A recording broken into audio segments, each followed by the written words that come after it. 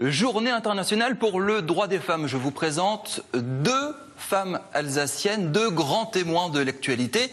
Hélène Kunzmann, bonsoir. Bonsoir. Vous représentez ce soir Osez le féminisme 67, vous travaillez au planning familial. Et à côté de vous, Frédérique Naud-Dufour, bonsoir. Bonsoir. Directrice du Centre européen du résistant déporté, c'est le fameux camp du Struthof. On va ce soir dialoguer avec elles, savoir quelles sont les convictions qui les animent chaque jour au quotidien. A priori, elles n'ont rien en commun. Et pourtant, il peut y avoir des surprises. On va commencer avec vous, Hélène. Osez le féminisme 67. J'ai l'impression que c'est une grande enseigne publicitaire dans un magazine. Oh bah dis donc, non, pas du tout. La publicité, non, c'est pas ça. Osez le féminisme 67 est une association féministe qui existe à Strasbourg depuis novembre 2011 et qui se bat au quotidien sur tous les sujets qui touchent aux droits des femmes, comme la contraception, l'avortement, la parité, l'égalité salariale, et j'en passe. Faut être féministe pour ça? Je pense qu'il faut être quand même un minimum concerné par le droit. Il y a l'action, on se dit, l'action un peu dure, revendicative, les filles qui montent sur les statues, qui descendent dans la rue et qui disent « ah bah les hommes ». Ah alors non, pas du tout. Le féminisme, c'est vraiment, c'est pas la femme supérieure à l'homme, c'est vraiment la lutte pour l'égalité entre les hommes et les femmes. Et c'est vrai que des fois, il y a ce côté un petit peu femme agressive, femme très virulente et tout ça. Et je pense qu'effectivement, il faut avoir un minimum d'énergie pour s'investir. Mais c'est un combat, mais c'est pas, on n'a pas besoin d'être agressif. Hein, c'est pas du tout, c'est pas une guerre quoi. C'est plutôt un combat pour des idées. Et on ne va pas utiliser la force, par exemple. Enfin, on va parler du planning familial dans un instant. Frédérique Naud-Dufour, je voudrais rebondir sur ce que dit Hélène. Elle utilise le terme de combat, de conviction. Est-ce que vous, dans votre domaine, vous occupez du Centre européen du résistant déporté? C'est le camp du Struthof, en Alsace, camp nazi. Est-ce que vous êtes à peu près dans la même démarche pour préserver les droits de l'homme, les droits humains, défendre ça? Est-ce que c'est un combat quotidien? Est-ce qu'il faut une conviction particulière que vous mettez en œuvre? Pour travailler dans un endroit comme le camp du Struthof, il faut une vraie conviction, il faut une passion. Et c'est un petit peu la même passion, en effet. C'est la passion de défendre les droits de l'homme, généralement, de manière générale. Et à travers les droits de l'homme, il y a aussi ceux des femmes. Et parmi nos déportés résistants, il y a nos déportées résistantes. Et j'en profite d'ailleurs pour dire que cette semaine, juste avant la journée des femmes, sont morts deux grandes figures de la résistance, de la déportation résistante. Le premier, c'est Stéphane Hessel, dont tout le monde a beaucoup parlé. Il y a eu une cérémonie aux Invalides qui est entièrement légitime parce que c'est une figure magnifique. On parle même de lui au Panthéon. Voilà, c'est quelqu'un de formidable. Enfin, je l'ai connu et c'est des rencontres qui bouleversent une vie. Et puis, il y a une femme aussi qui est morte. Malheureusement, étonnamment, on en a très peu parlé. C'est Denise Vernet. C'était la sœur de Simone Veil, mais qui était une grande résistante, qui a été déportée à Ravensbrück. Et je m'interroge toujours dans les mémoires pour me demander pourquoi la place de cette femme, finalement, est passée presque inaperçue à côté de celle d'un homme. Vous avez une réponse ? Je pense que dans la mémoire collective, la résistance est assimilée, encore une fois, à quelque chose d'assez masculin, d'héroïque, de mâle. On connaît tous Lucie Aubrac. Oui, Lucie Aubrac, mais voilà, elle est un petit peu l'exception qui confirme la règle, ou le prétexte, c'est-à-dire, voilà, on a notre femme résistante. Et elle cache un petit peu, peut-être, toutes les autres qui ne s'en sont pas vantées. Ça vous fait réagir ? Qu'elle entend sur oui. Ces femmes résistantes qui sont trop dans l'ombre? Pas uniquement les femmes résistantes. En fait, les femmes, de manière générale, sont assez absentes en fait, de l'histoire et pas que de cette période. Il y a beaucoup d'études qui montrent que c'est surtout les hommes en fait, qui sont mis en valeur dans les manuels scolaires, par exemple, que ce soit les manuels d'histoire, les manuels de sciences. C'est vrai ça?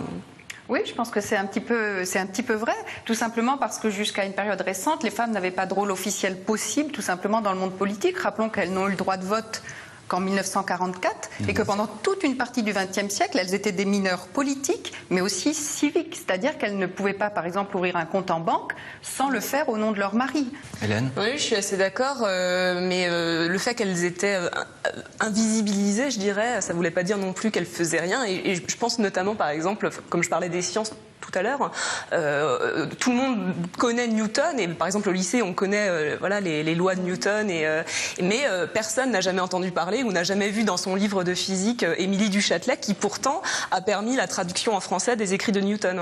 Et par contre quand on en parle comme étant la maîtresse de Voltaire. Voilà. Et ça c'est le genre de choses qui au quotidien vous énerve, vous pensez qu'il y a un petit peu d'injustice autour de ça, de votre reconnaissance?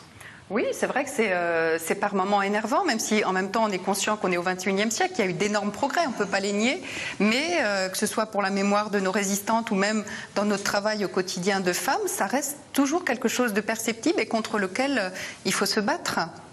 Combien il y avait de femmes déportées au camp de Struthof? Finalement, assez peu par rapport à d'autres camps. Il faut savoir que le camp de destination des femmes résistantes était Ravensbrück, qui est près de Berlin en Allemagne. Alors après, il y a eu des femmes malgré tout dans le camp de Natzweiler, plutôt vers la fin de la guerre. Donc je pense quelques milliers, sans doute environ 10 000. Mais on était majoritairement des hommes. Malgré tout, il est arrivé deux épisodes particulièrement pénibles dans l'histoire de ce camp concernant des femmes. La première a été l'exécution de 4 résistantes des services secrets britanniques qui ont été acheminées spécialement au Struthof pour être mortellement empoisonnées et ensuite brûlées dans le four. C'était 4 femmes absolument magnifiques. Et l'autre histoire, ce sont ces femmes juives qui ont été spécialement acheminées d'Auschwitz au Struthof pour être gazées au Struthof et faire partie de cette hideuse collection de squelettes juifs qu'avait voulu constituer un médecin nazi pour prouver justement la différence raciale des juifs. Et là, pour une fois, les femmes étaient l'égale des hommes puisqu'il avait aussi pris des hommes pour faire cette preuve. Est-ce qu'il y a une sensibilité féminine, la vôtre, très personnelle, qui interfère dans votre travail quotidien sur cette défense des droits de l'homme? Je suis historienne, donc j'aborde l'histoire, je pense, comme mes collègues masculins. Après, je ne sais pas si ma sensibilité, elle est féminine. Mais quand là, au bout de quelques secondes, par exemple, vous me dites, oui, mais on a oublié l'autre résistante qui est décédée cette semaine, on a oublié ces femmes résistantes durant la guerre, c'est que quelque part, il y a autre chose qui vous anime. Oui, je me sens liée à elles, je me sens appartenir à leur lignée d'une certaine façon. Mais en même temps, je me refuse à considérer que je réagis comme une femme dans mon travail. C'est aussi pour moi un combat de le prouver.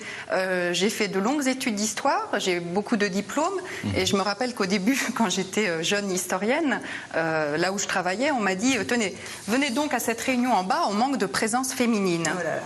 Donc c'est pour ne plus jamais entendre... Faites pas de fleurs, quoi. Voilà, c'est ça. C'est pour ne plus jamais entendre ce genre de choses que je me place pas en tant que femme dans mon travail, mais que je me place en tant qu'historien. En revanche, c'est vrai que j'ai ma sensibilité, mais peut-être que certains hommes ont la même sensibilité qui est véritablement humaine. L'humain, pour moi, est au cœur de toute chose, donc j'approche les choses par ce biais-là, c'est certain. Je pense qu'il n'y a pas de pot de fleurs de femmes qui font pot de fleurs au planning familial. Ah non, ça c'est sûr. Le planning familial sort une sorte de manifeste aujourd'hui pour cette journée internationale de lutte pour le droit des femmes. Alors je vous lis quelques idées: garantir l'accès à la contraception et à l'avortement, rendre visible la féminisation de l'épidémie VIH du sida, inscrire l'égalité entre les femmes et les hommes. Moi, bêtement, je me suis dit que tout ça, ça servait à rien parce que ça existait déjà. Alors effectivement... Et ça fait rire Frédéric Naudufour. Non, je pense qu'en France, effectivement, il y a beaucoup de choses qui existent et que par rapport à d'autres pays, on a de la chance. Je veux dire, aujourd'hui, on a le droit à la contraception, on a le droit à l'avortement, on a le droit de vote, on a le droit d'ouvrir un compte en banque. C'est pas si récent que ça d'ailleurs, hein, ça date de 65. On a le droit de travailler, de faire des études. Donc c'est vrai qu'en France, on a quand même beaucoup de choses qui ont été acquises. Vous avez le droit d'être moins payé que les hommes. Bah voilà, il y a des choses par contre qui perdurent. Il y a l'égalité salariale qui n'est toujours pas en place malgré le fait que ce soit inscrit dans la loi. Il y a toujours, en 2012, c'était en moyenne 27% d'écart de salaire entre les hommes et les femmes. Voilà, il y a la fermeture des centres IVG, effectivement, dont parle le manifeste du planning. Donc, en 10 ans, il y a quand même une centaine de centres IVG qui ont fermé. C'est un droit, le droit à l'avortement est un droit particulièrement menacé en France. Ouais. Merci beaucoup d'avoir participé à cette émission, Patrick Catodi.